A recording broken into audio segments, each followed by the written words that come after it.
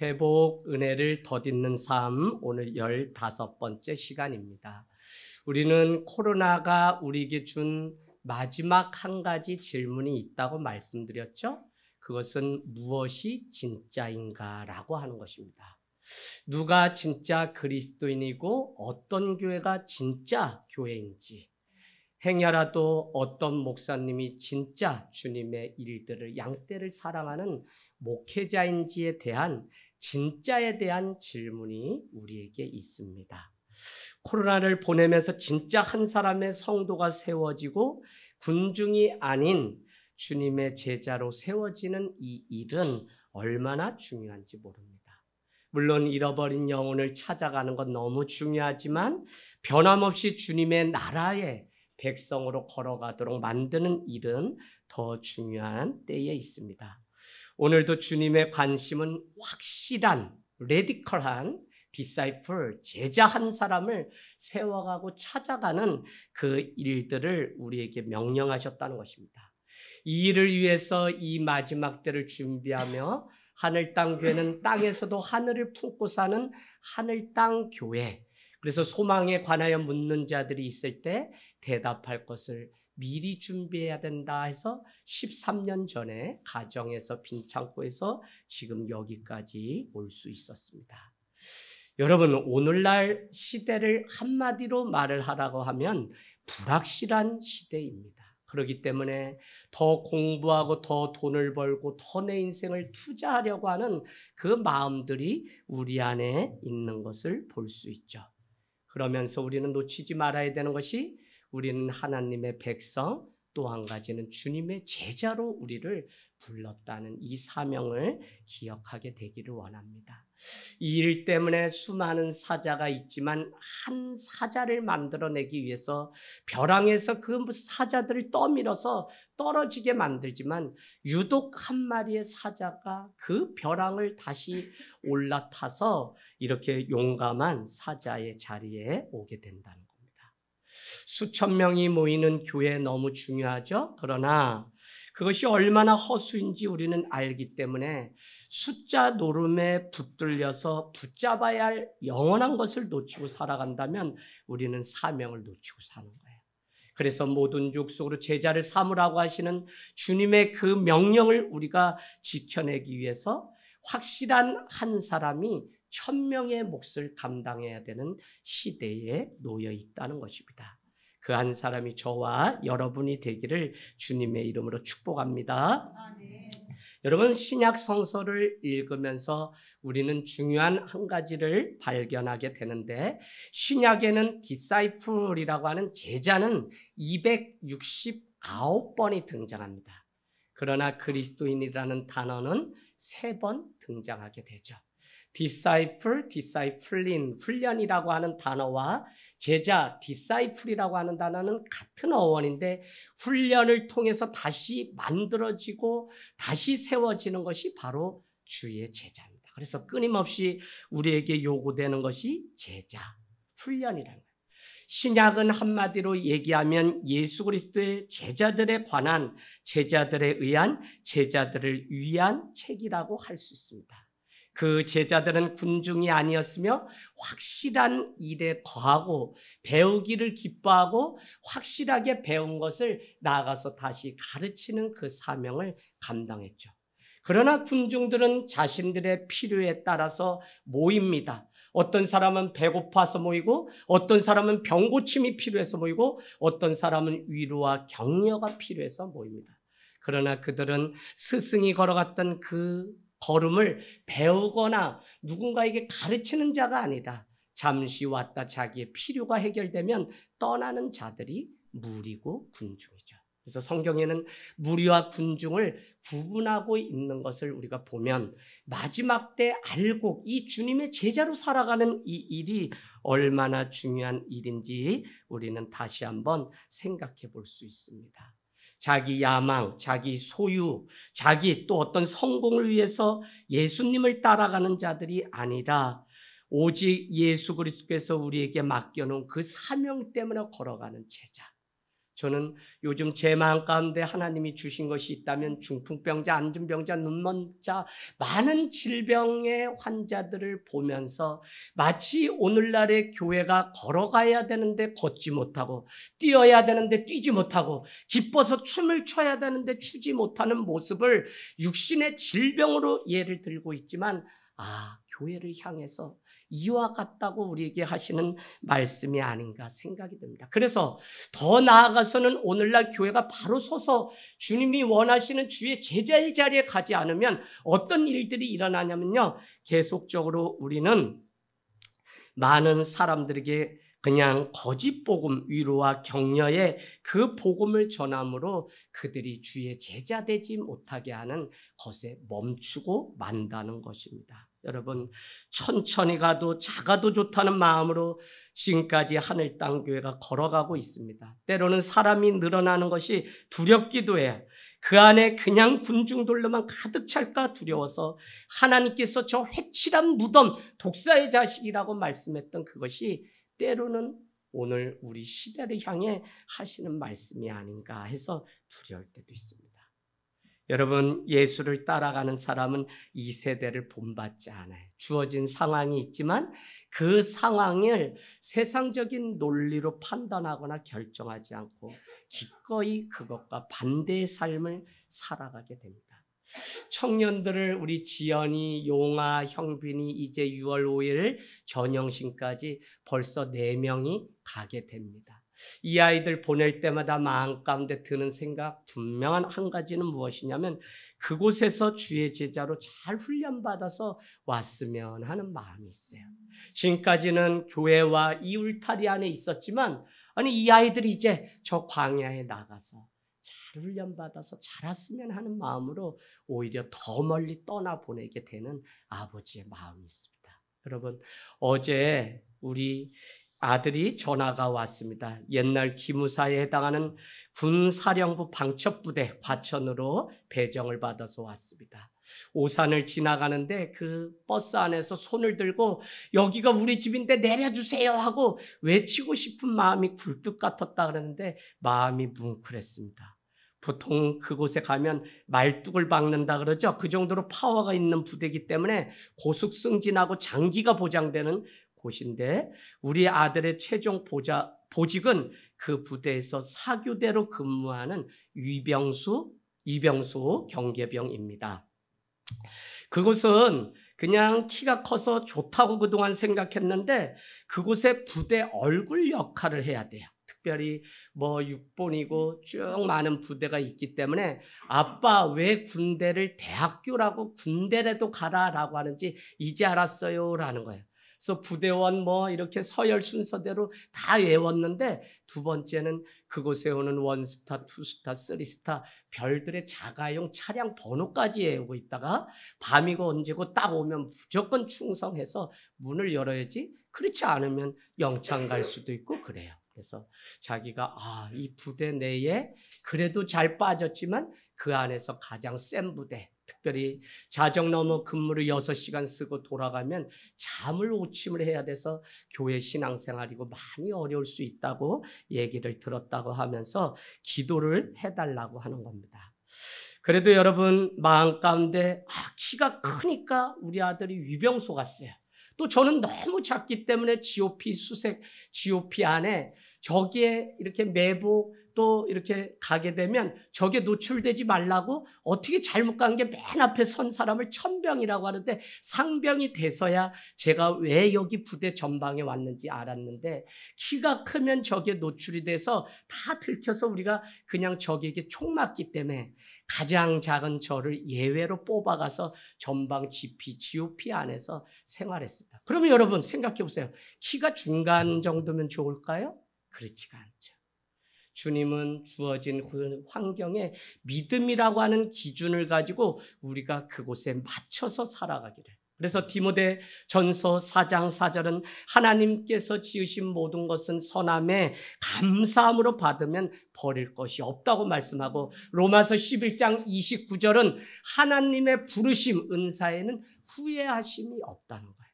그래서 그곳에 보내고 그곳으로 부르신 분이 하나님이시기 때문에 그곳에서 또 준비된 하나님의 훈련을 받아야 되는데, 그러기 때문에 분명하게 신앙의 기준 가지고 잘 자라기를 원하는 마음입니다. 여러분, 우리도 확실한 정보가 아니면 믿지 않는 시대인데, 내 자신이 확실한 주의 제자가 되지 않으면 누가 주의 사명을 우리에게 맡겨주실까요?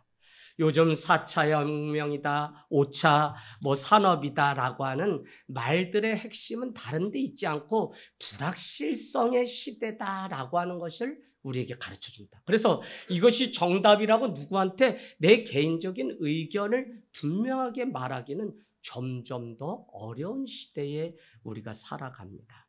하지만 이때에 변하지 않는 분명한 진리이신 예수 그리스도가 우리에게 있다고 하는 이 사실 때문에 우리는 그 복음의 시대가 바뀌고 철학이 바뀌고 이성이 바뀌는 이때도 영원히 변하지 않는 그 복음 말씀에 붙들려서 살아가는 이 일이 너무 중요한 시대에 놓여 있습니다. 이제 우리의 싸움은 보이는 것의 싸움이 아니라 보이지 않는 것을 믿는 싸움 가운데 놓여 있습니다. 하늘은 하늘이고 땅은 땅이고 교회는 교회고 나는 나라고 하는 이 확실성이 준비되지 않으면 우리는 어디에서도 우리를 지켜내면서 살아갈 수 없는 시대에 살게 되죠. 그래서 주님의 제자는 확실한 일에 눈치 보는 것이 아니라 오늘 우리 아이들, 우리 자녀들 정말 주님 앞에 내 삶 뒤에서 떠미시는 주님이 분명하고 내 삶을 하나님의 말씀으로 지어진 것이 분명하다면 그 주님 앞에 확실한 일에 내 삶이 거하는 이 일이 얼마나 중요한지 모릅니다. 여러분, 한 달란트 비유 여러분 아실 겁니다. 주인이 가면서 어떤 사람에게는 10달란트, 어떤 사람은 5, 어떤 사람은 1달란트를 맡겨 놓았는데 다 갔다 왔더니 갑절에 그 열매들을 남겨 놓았는데 1달란트를 받은 사람은 어떻게 되었죠? 그대로 땅에 묻어둔 것입니다. 그런데 이 사실을 통해 우리가 알 수 있는 것은 그 1달란트를 사용하거나 확실한 일에 자기의 삶을 투자하고 믿음으로 드리지 않았기 때문에 결국 있는 것까지 빼앗기고 잃어버리며 이 뭐라고 얘기하죠? 나가서 이를 갈며 우는 일이 있었는데 이 지극히 작은 일에도 순종하지 않은 불순종한 종으로 그렇게 여김을 받게 됩니다. 여러분, 확실한 일에 거하는 주의 제자, 경험했지만 확실하지 않으면 우리는 모든 것을 잃어버리는 시대에 살기 때문에 오늘 특별히 청소년 교회 헌신 예배를 준비하면서 이 아이들이 변함없는 주의 말씀을 붙들고 불확실한 시대에 확실하신 주님과 함께 동행하는 그 삶이 되기를 바라는 간절한 마음이 있습니다. 태국에 갔더니 아이들이 초등학교를 나와요. 간혹 예를 들어서 중학교, 고등학교를 가지만 이미 카스트와 같은 그 신분에 상승할 수 없는 제약이 너무 많고 그들은 미얀마라고 하는 곳에서 넘어온 족속이기 때문에 더 차별받아요. 하루에 우리나라 돈으로 그냥 몇백 원 정도 벌러 한 달이면 돈 10만 원 정도 받는 그곳의 사람들을 보면서 여러 가지 생각이, 더구나 비가 오지 않으니까 이렇게 에어컨 정도도 없어서 그냥 1년 내내 여름이다시피 하니까 이렇게 뭐라 그러죠? 평상 위에서 그냥 교회라고 예배를 드리는데 비가 오는 그런 우기 때는 여전히 그 비를 다 맞으면서 그 자리에서 예배하는 이 사람들. 선교사님들이 막 복음을 가르치고 외치지만 글을 읽지 못하기 때문에 뭐가 뭔지 모르니까 결국 저 자신도 영어로 어떻게 해보는 것도 안 돼요. 그러니까 그냥 하나님이 교회를 와라 막 이렇게 해가지고 어떻게 바디랭귀지가 계속 업그레이드 돼서 처음에는 30초밖에 전할 게 없었는데 그래도 한 1분 30초. 그래서 나도 막 죄인이었다 막 이러면서 어떻게 해보는데 알았다고 하는데 아마 저한테 이렇게 하는 것 같아요. 그래서 안 되니까 그냥 닭이 막 집안에 드나들고 하는 그곳에 들어가서 손을 잡고 기도를 하고 더구나 그곳에 있는 사람들은 그냥 미신이 팽배해 있기 때문에 타투가 왜 유명하나 했더니 그것이 자기를 지키는 믿음이기 때문에 다 여기에 교회 나오는 집사님들이 뭐 다 용이 막 있고 뭐 장난이 아니에요. 막 무섭더라니까요. 그래서 이 사람들이 쉽게 돈을 벌 수 있는 유일한 방법이 산족 같은 경우는 마약을 재배해 파는 일이니까 너나 할 것 없이 배운 건 없지 차별은 받지. 그러니까 이들의 삶이 차 한 대가 없어요. 우리나라의 현대차가 한 대도 없어요. 필리핀만 해도 그렇지 않은데 일본은 도를 놔주고 그곳에 그 자동차 회사를 세웠더니 다 도요타와 같은 차들이 렉서스 막 이런 차들이 일본 차들만 있어요. 한국 차 우리 교회가 타고 있는 스타리아는 1억이 넘습니다. 여러분 우리 교회가 가난한 교회가 아니에요. 엄청 비싼 차를 여러분은 너무 쉽게 이렇게 타는 거예요. 그래서 참 사람이 사는 게 너무 다른 이것을 보면서 마음에 여러 가지 생각이 들었습니다. 오늘 주님은 먼저 그의 나라와 의를 구할 제자를 부르시고 주님은 지금은 희미하나 마지막에는 분명해질 것이 있다는데 그것이 사랑이며 그것이 예수 그리스도입니다.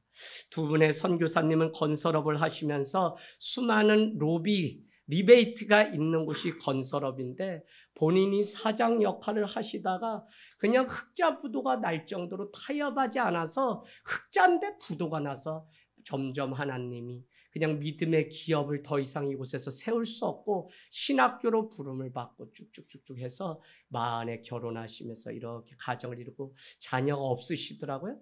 그래서 그곳에 태국에 가서 어떻게 하면 교인들 이 가난하고 천박하게 하층민으로 살아가는 이들을 데리고 살 수 있을까 해서 저희랑 똑같아요. 교회를 짓고 그 앞에는 그냥 이런 집들을 지어서 모여서 살고 싶은 마음에 기도해달라고 기도 제목을 내어놓았습니다. 선교사의 무덤 다 가지 말라고 하는 그곳에 가는 그분을 통해서 확실하게 주님을 만나면 인생이 60이 다 돼도 결국은 가야 할 사람은 사명 때문에 갈 수밖에 없구나. 여러분 모방, 흉내는 더 이상 카피 인생은 존재할 수가 없습니다. 우리가 그럴싸하게 믿음 생활하고 그럴싸하게 무엇을 하는 것 같지만 사실은 오리지널 인생만이 내 안에서 날 것이 생 것이 나와야지 이 메시지도 우리를 살리는 말씀이 되지 적당히 뭐 이렇게 해서 하는 거는 다 이제는 힘이 없는 시대예요. 그래서 저는 더 우리 아이들 또 우리 사랑하는 하늘동 교회 성도님들이 누구랑 비교하지 말고 자기 걸음 주님의 제자 되어 능히 이 세상을 당당히 살아가는 사람이 되기를 주님의 이름으로 부탁을 드립니다. 이런 불확실한 시대에 우리가 붙잡을 것은 분명한 말씀. 태초에 하나님이 우리에게 말씀을 주셨죠.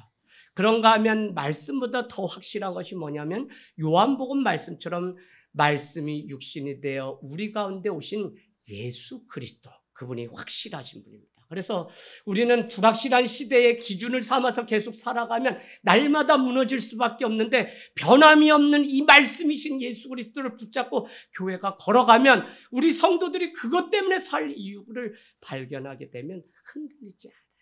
우리 아이들 영상 다 봤잖아요. 점수가 안 나왔나 봐요. 이렇게 공부하려고 그러는 교회는 우리 교회밖에 없어. 왜? 가난하니까.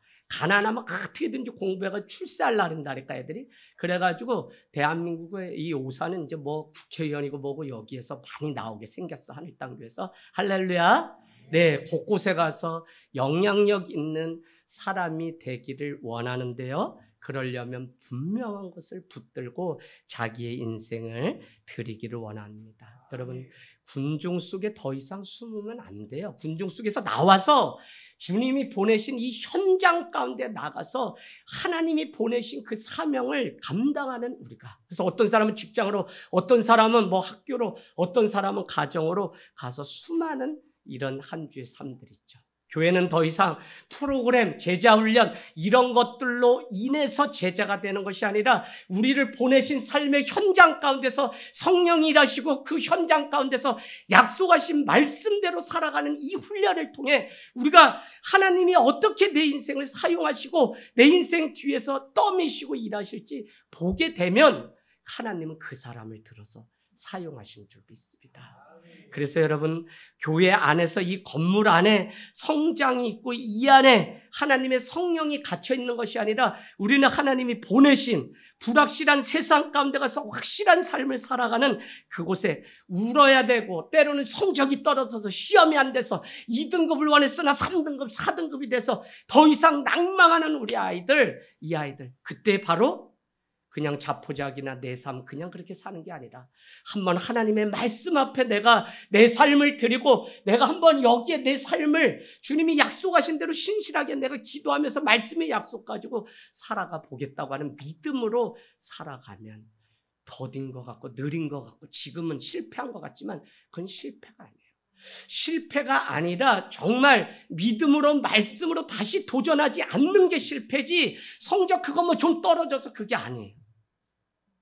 제가 우리 둘째 우리 용연이 있는데 저희가 참 웃기는 애거든요. 난 나를 닮아서 너무 싫어해.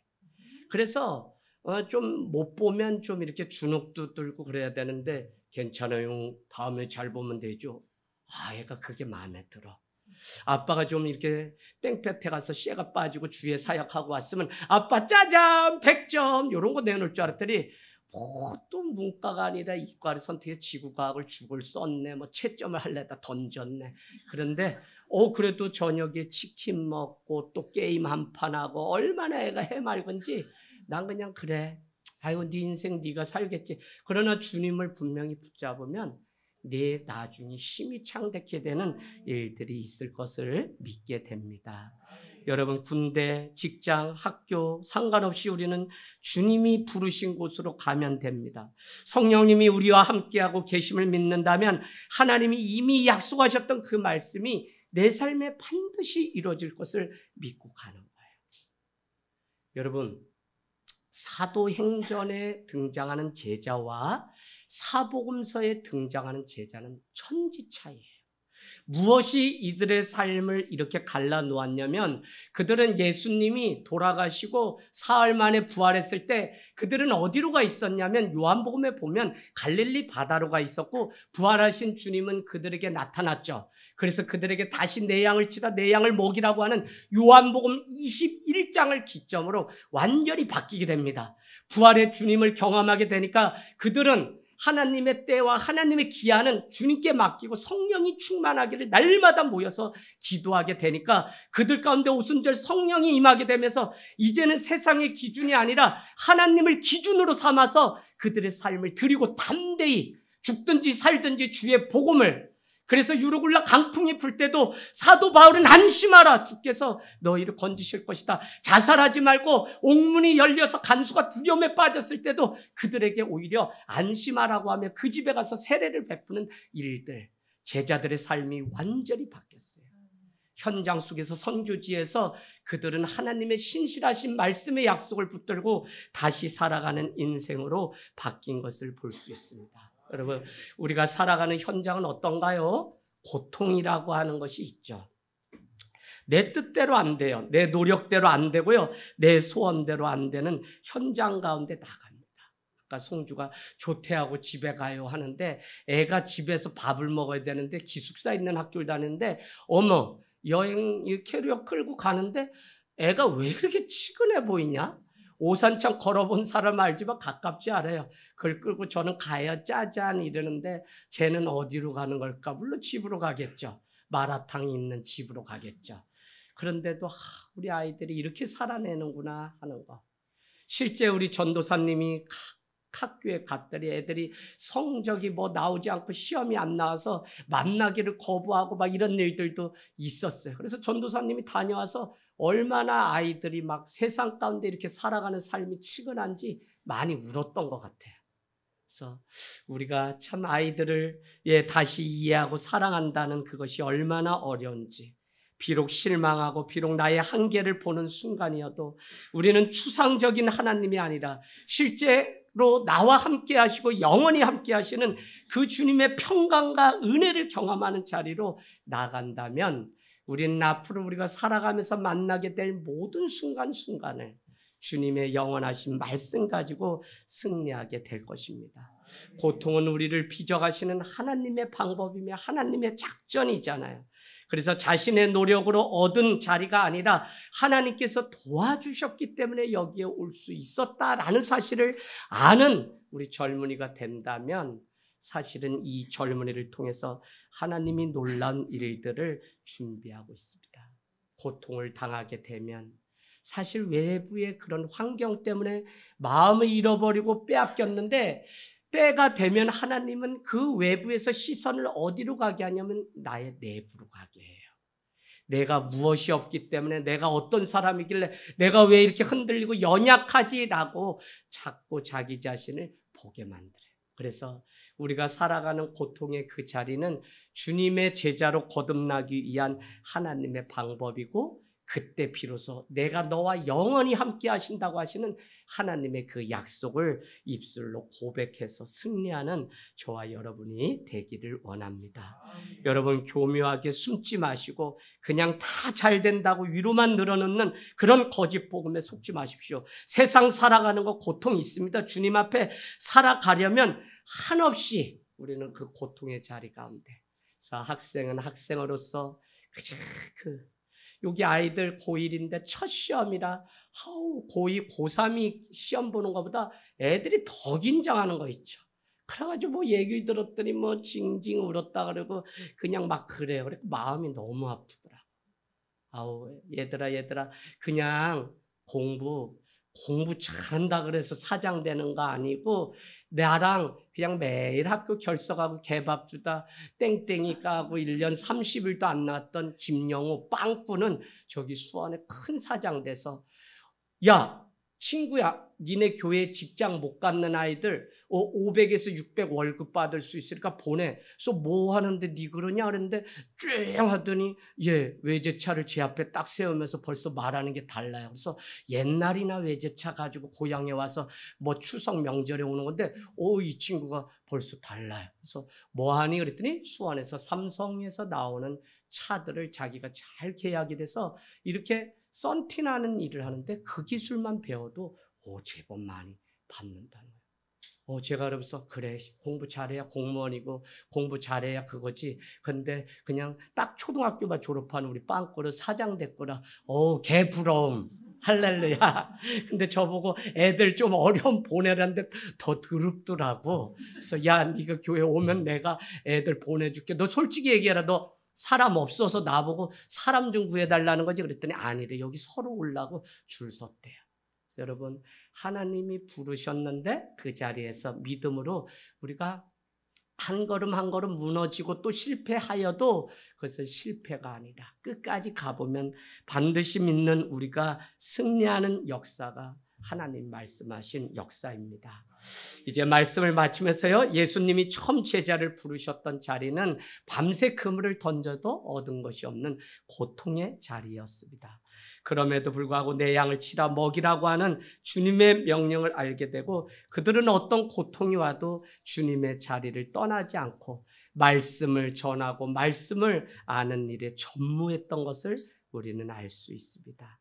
여러분 오늘 우리가 결단하기를 원합니다. 살아가면서 만나는 모든 일들 앞에서 하나님의 지혜를 매번 좀 구하면서 하나님께 대한 신실한 믿음을 가지고 주님께 능력과 지혜를 달라고 여러분 이 신앙생활 가운데 한번 매달려 보세요.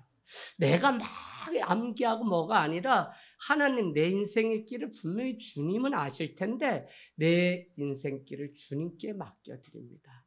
주님 내 삶을 받아주시고 이끌어 주옵소서. 오늘 누가복음 9장 1절 2절은 부르셨다는 거예요. 첫 사역을 위하여 제자들을 부르셨다는 거예요. 그리고는 뭐를 하셨냐면 이렇게 얘기하죠. 귀신을 제거하고 병을 고치시는 능력과 권위를 주시고 하나님의 나라를 전파하며 앓는 자를 고치게 하시려고 세상 가운데 보내셨고 9장 6절에 가면 각 마을에 두루다니며 곳곳에서 복음을 전파하고 병을 고쳤다는 겁니다. 바로 우리가 살아가야 할 세상은 학교, 직장, 가정 등 다양한 곳으로 우리도 보냄받았습니다. 그곳에 하나님의 능력과 권위를 가지고 살아가는 제자들이 어느 때보다도 필요합니다. 그러려면 여러분 스트레스를 스트렝스로 바꿔야 됩니다. 스트레스를, 고통을, 힘듦을, 이 많은 아픔을 능력, 힘, 스트렝스로 바꿀 수 있는, 그러려면 그것에 막 얽매여서 아니 고3도 아닌데 고3인 것처럼 고1이 막 살아내면 절대 고3 때 못 살아내요. 그래서 여러분은 매여야 될 것에 날마다 매이고 그렇지 않은 것은 느슨하게 풀어놓을 수 있는 삶이 우리에게. 제가 이렇게 우리 서영이 여기 있는데 서영아 그랬더니 말랑말랑 한데 조금 어둠이 있어. 그래서 왜 그러냐 그랬더니 시험이 아직 안 끝났대. 그래서 좋은 학교를 다니지 않아요. 제가 우리 아들 교복 182짜리 입어서 오늘 여기도 걷고 이랬는데, 전 송림고 출신인데 안 돼. 뭐가 잘 안 맞아. 그래도 아이들과 호흡해 보려고 이걸 입는데 고등학교 시절 나는 어땠지 했는데 너무 해맑았어. 사고 치고 뭐하고 그렇다고 공부 못하진 않았고 그냥 했는데 그래도 하나님이 제 인생을 여기에 이렇게, 저는 요새 여러분께도 고백했지만 아침에 출근해서 빛이 들어오는 이 본당에 고요히 앉아서 10분이고 기도하면 한없이 이렇게 주의 평강과 기쁨이, 인생 이제 50 넘어서 앞으로 50을 더 살아가면서 내가 가장 귀한 일을 지금 맡겨주셨고 하고 있다는 생각이 드니까 이 길에 대한 그런 마음 감사가 얼마나 드는지 모릅니다. 여러분 각자 우리를 부르시고 사용할 곳이 다 있기 때문에 무너지지 마시고 끝까지 주님을 붙들고 살아가는 은혜가 있길 원합니다. 군중들은, 무리는 나만 아니면 된다는 자기 중심적 편향의 삶을 살아갑니다. 옆에 누가 고통받아도 관심 갖지 않습니다. 물론 제자는 그렇지 않죠. 누구도 예외일 수 없는 시대에 우리는 살아가기 때문에 다 방관자 군중으로 살아가기 때문에 사회는 다 어려워요. 그럼에도 불구하고 우리가 겪었던 귀한 지난날의 그 추억이라고 하는, 서로 영혼을 귀하게 여기고 교회 가면 누구든지 품어주고 그 한없이 모든 것이 용서되던 그곳에 대한 그리움은 또 우리 안에 다 있어요. 어떤 교회, 어떤 가정이 오늘날 필요하냐? 주님의 그 은혜가 가득 차서 그곳에서 방관자가 아니라 더욱 한 영혼에 이렇게 관심을 갖는. 그래서 신앙이라는 것은 여러분 자기 중심성을 내려놓는 것이 신앙. 주님의 제자가 된다는 것은 주변 것이기 때문에 나는 관심 안 갖고 저건 저 사람의 고통이 저 사람의 아픔이야가 아니라 우리 각 성도, 우리 각 지체의 일들이 이제 곧 군대 갈 영신의 마음이 여러분 어떻겠어요?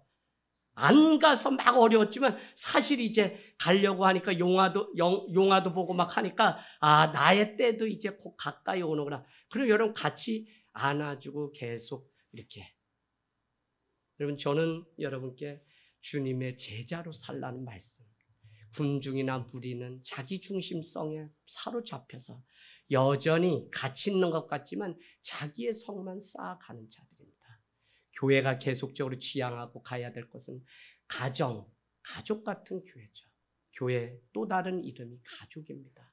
그래서 우리가 주님의 제자되 우리 안에서 서로 사랑으로 격려하고 돌보고 세상에 나갈 준비들을 하셔서 태국, 필리핀, 일본, 대만 사정없이 우리가 가서 주의 복음을 전하는 교회, 특별히 우리 청소년 교회 아이들이 되기를 주님의 이름으로 축복합니다.